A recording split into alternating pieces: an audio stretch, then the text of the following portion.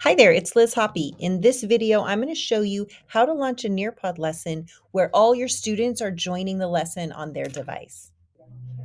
I call this the everyone uses a device option, and it means that all your students are going to be using their Chromebook or their iPad. You won't be projecting the lesson on your screen.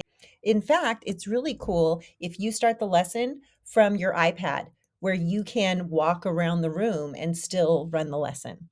One of the benefits of having everyone use their device is they can all submit their own response to questions, and then you can share that feedback back to students anonymously. It's a really good way to facilitate class discussions. In an earlier video, I showed you how to sign into Nearpod and add lessons to your library. You can organize those lessons into a folder using this button, but really I want to show you some things on the tile. When you hover over the lesson tile, you're going to see this view, and there are several options. Let's look at preview, see what happens when you preview. When you do, you see a slide that looks like this. You can either flip through each slide by clicking preview and it'll slide you through. Looks like there are 34 slides in this lesson. So that's an easy way to see what a lesson is going to have. Another thing you can do is click edit down at the bottom. When you click edit, it brings up a nice view where you can see all the slides that are in the lesson. I want to point out a couple things. First of all, a slide like this that has text, that text is basically saved as an image in Nearpod. You can't edit that. You can't think, oh, I'd like to word this question differently. You can't change a text slide. All right. But any of these, this is a collaborate board. This is an open-ended question. You can see easily how many activity slides there are that will allow for students to give feedback. Now, in some lessons, you might find, for example, a math lesson that goes through several different skills, but you just want the slides for one.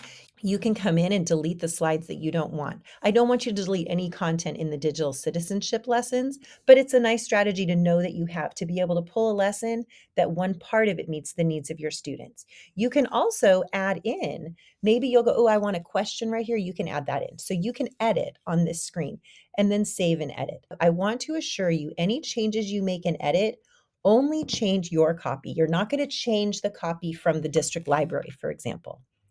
So when you're done, click save and exit, and you're going to be back here. Now, when you're ready to start your Nearpod lesson, as the teacher, you're signed in, you see your lesson tiles, you're going to click live participation. When you click live participation, it's going to show you a code. Your students are going to either go to the Nearpod app on their iPad or on their Chromebook. They're going to go to joinnearpod.com and you're going to share that code with them. You can see you have other options. You can assign it in Google Classroom. You can email it to them. I find just saying the code makes it pretty simple. Let's see what it looks like from the student view. So students are going to go to join.nearpod.com or open the app, and they're going to see a screen like this. They'll put the code that you give them and then click join. And then it's going to ask them to sign in with Google. If your students are on Chromebooks, absolutely have them sign in with Google. It's really easy. If your students are on iPads, join as guest is here, and that might be easier too. If they've signed in with Google, it's going to say, hey, is this you? When they see their name, they just say, yes, continue. And then your students are going to see the first slide that you're on. They're not going to be able to move forward or backward. They are on the slide that you're on until you move forward. So you control the pace of the lesson and they all see the same slide in front of them. Here's a teacher view. So you are going to see a slide that looks like this. You always have your join code on the top. You've got a couple options over here. You're just going to click the arrow when you're ready to go to the next slide, but you also have a view down here where you can see how many students have joined. If this is red, that means someone isn't in the lesson, and that sometimes just means they've signed in twice. Okay. One thing that's really useful is right here where it says 2 of 35. If you click up, you can see all the slides that are coming, and that's helpful. If you want to know what's coming next, slide up and see. If you see a slide that you need to go to, you can just tap on it and drag it up into the screen.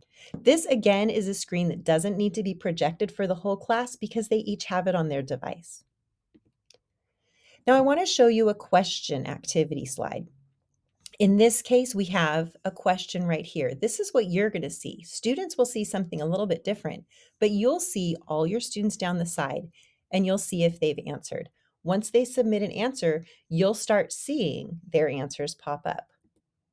Okay, so here's what the student sees. The student sees the question and they have a chance to answer and then submit. Once they submit, they're going to see a slide that looks like this. And see, when I was telling you, you'll see all the answers. This is what it's going to look like. Now, after everyone has submitted, if you'd like to share an answer so people can see it and discuss it further, you click Hide Student Names. Just make sure that names are hidden.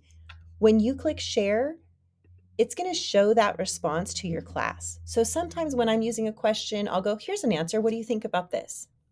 Some people said this, and just keep sharing. Now, when you're done with your lesson, you've gone through all the slides, you end the session up at the top. You can click NEARPOD and then end session right there. That's going to close it for all your students.